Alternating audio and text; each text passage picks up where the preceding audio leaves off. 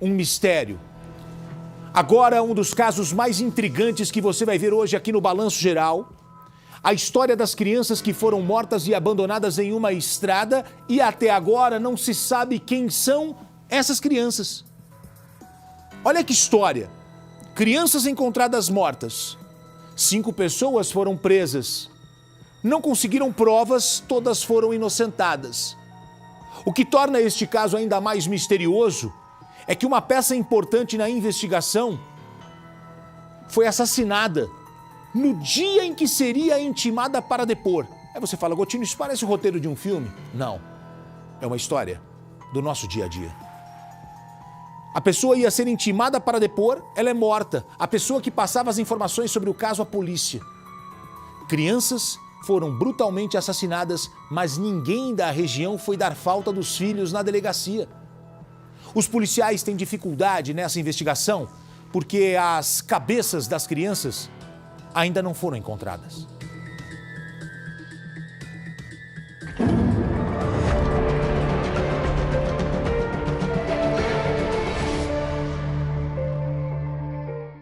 (4 de setembro de 2017, Novo Hamburgo, Vale dos Sinos.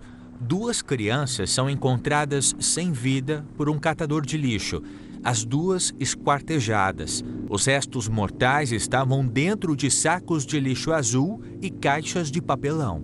Foi aqui, nessa estrada de chão batido, que os corpos foram abandonados, desovados, longe de tudo e de todos, distantes de olhares e de câmeras que pudessem testemunhar tamanha brutalidade. Foi aqui que teve início uma investigação envolta em muito mistério e contornos dramáticos. De lá para cá, muitos delegados passaram por esse inquérito, né? Inclusive mudou de departamento, hoje está aqui conosco no DHPP, e de lá para cá ocorreram diversas teses de investigação. 4 meses após os corpos serem localizados, o delegado Moacir Fermino, que cobria as férias do titular da delegacia, convocou a imprensa para um anúncio. A revelação marcaria profundamente o rumo das investigações. As crianças teriam sido mortas em um templo satanista durante um ritual para atrair prosperidade. Dentro das dependências da casa dele estava a capa. E nós trouxemos também uma outra máscara aqui que eles usam também para assustar crianças e as pessoas que foram sacrificadas no ritual. Nós não podemos ser ingênuos e nem hipócritas.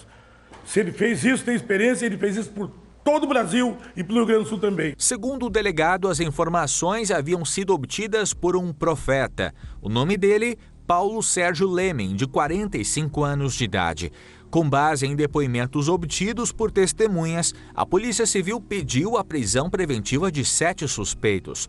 5 foram detidos e 2 ficaram foragidos. Fermino e Lemen já eram velhos conhecidos do cenário político da região, tendo inclusive unido esforços em torno de uma candidatura a vereador. Bastou o titular da delegacia voltar de férias para perceber não só contradições, mas que, na verdade, tudo não passava de uma grande invenção. A gente ouviu, então, pessoas próximas, a gente já sabia algumas verdades, então a gente reinquiriu essa pessoa, contrapondo vários pontos contraditórios, né, do depoimento dela, até que chegou um determinado momento que a testemunha sabia, que nós já sabíamos que ela estava mentindo. E aí foi nesse momento que ela falou assim, olha, é tudo mentira. É tudo mentira. E quem contou para o senhor essa mentira? Nós questionamos. Quem contou a mentira foi fulano de tal. Nesse momento eu não vou declarar quem é, para não atrapalhar o andamento da investigação. O delegado Fermino foi condenado por falsidade ideológica e corrupção ativa de testemunha. Lemen apenas por corrupção ativa. A defesa do policial civil informou que irá recorrer da decisão. Os 2 receberam permissão para responder em liberdade. Os 5 presos foram soltos. Com relação ao crime, que mataram e esquartejaram as crianças, nós voltamos ao ponto zero. Pode dizer, delegado, que houve um retrabalho policial, ou melhor, que em vez de focar especificamente na investigação, toda essa tese, essa linha de que teria acontecido um ritual, atrapalhou o trabalho da polícia a ponto dela ter que correr atrás do prejuízo, digamos assim? Com certeza. Inicialmente foi gasta uma energia muito grande para se fazer essa prova, né? Envolveu uma série de policiais e depois uma energia tão grande ou maior para se desfazer essa prova. Isso é claro que atrapalha, isso é claro que atrasa as investigações e trouxe sim prejuízos investigativos. Quase 4 anos já se passaram e praticamente nada se sabe a respeito das vítimas. As identidades não foram descobertas, as cabeças jamais localizadas. Um laudo emitido pelo Instituto Geral de Perícias confirmou que se tratam de parentes entre 8 e 12 anos de idade. Com base no material genético compatível pelo lado materno, é possível afirmar que se tratam de irmãos, primos ou até tia e sobrinho. No entanto, as informações, elas param por aqui, esbarram no silêncio desses túmulos, onde elas foram sepultadas como indigentes. Em 14 de dezembro do ano passado, o silêncio também alcançou um dos responsáveis pela versão que ligava o esquartejamento das crianças a um ritual. Paulo Sérgio Lemen, o informante do delegado Firmino, foi assassinado. Coincidentemente, no mesmo dia em que seria intimado para depor em um procedimento disciplinar da Polícia Civil que tratava dos falsos testemunhos. Neste vídeo, obtido com exclusividade pela Record TV, Paulo já previa que algo poderia acontecer e gravou esta mensagem. Eu quero avisar uma coisa a vocês.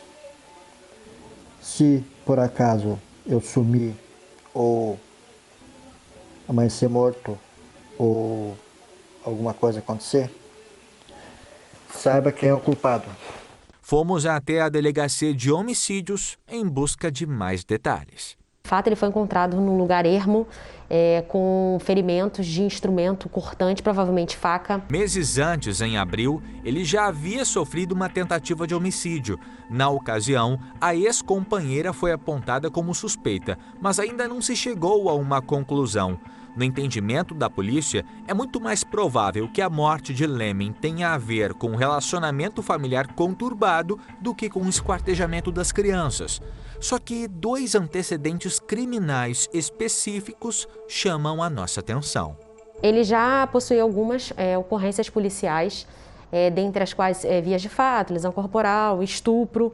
E essa ex-companheira já havia feito um registro de ocorrência dele, acusando-o de estuprar na época, enteada dele, de 11 anos de idade. Teria ele alguma relação com a morte das 2 crianças em 2017? Isso explicaria o envolvimento dele como falso informante na época? São elementos como os que acabamos de conhecer e relembrar que compõem o pano de fundo de um caso que parece não ter fim. Nas últimas semanas, a Divisão de Inteligência Policial e Análise Criminal realizou uma revisão do inquérito. Entre as medidas adotadas pelo departamento, a relação de milhares de números telefônicos de celulares que estiveram na região onde os 2 corpos foram encontrados. Percebemos que algumas denúncias não haviam sido verificadas, são 5 volumes de inquérito, né? Muitas denúncias chegaram. Quantas páginas? Mais de 1000 páginas. Mais de 1000 páginas. Né? Muitas denúncias aportaram no departamento que não haviam sido verificadas, né? Foram todas elas verificadas. Perícias, não tínhamos ainda a resposta de algumas que foram solicitadas. Até a data de hoje, 7 pessoas foram consideradas suspeitas e 5 acabaram presas. Todas elas restaram inocentadas após o suposto ritual ser classificado como fantasioso. Dos 2 homens que estavam por trás desta versão, resta apenas um, o delegado Firmino, pois um deles, Lemen, foi assassinado. Mais de 2/3 dos casos que aportam esse departamento, eles são elucidados, eles são esclarecidos e os autores, da grande maioria, são presos.